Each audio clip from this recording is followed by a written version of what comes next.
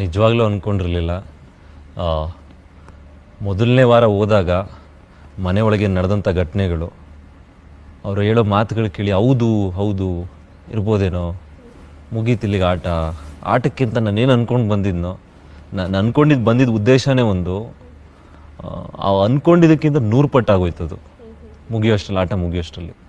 1 ವಾರ ತಪ್ಪಿದ್ರೆ 2 ವಾರ ಹೊರಗಡೆನೂ ಅದನ್ನೇ ಹೇಳಿದ್ದೆ, ನಾನು ಕಳಿಸ್ಬಿಡಿ 2 ವಾರಕ್ಕೆ, ನನ್ನ ಸಂಸ್ಥೆನ ಒಂದಷ್ಟು ಮಾತುಗಳು ಹೇಳಬೇಕು ಅಂತ.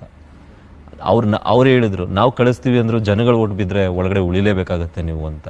ಅದು ಬರಲ್ಲ ಅಂತ ನಾನು ಅಂದ್ಕೊಂಡಿದ್ದೆ. ಜನಗಳ ಪ್ರೀತಿ ಆಗಲಿ ಇದಾಗಲಿ ಸಿಗಲ್ಲ, ಯಾಕೆಂದರೆ ನನ್ನ ಕಡೆಯಿಂದ ನಡ್ಕೊಂಡಿರೋ ರೀತಿ ಆಗಿತ್ತು ಒಂದಷ್ಟು ಸಂದರ್ಭದಲ್ಲಿ. ಒಂದಷ್ಟು ಬೇರೆಯವರು ನನಗೆ ಮಾಡಿದಂಥ ರೀತಿ ಅದು ಒಂದಷ್ಟಿತ್ತು, ಅದೆಲ್ಲ ನೆನೆಸ್ಕೊಂಡು ಆಗಲ್ಲ ಅಂತ ಅಂದ್ಕೊಂಡಿದ್ದೆ ನಾನು.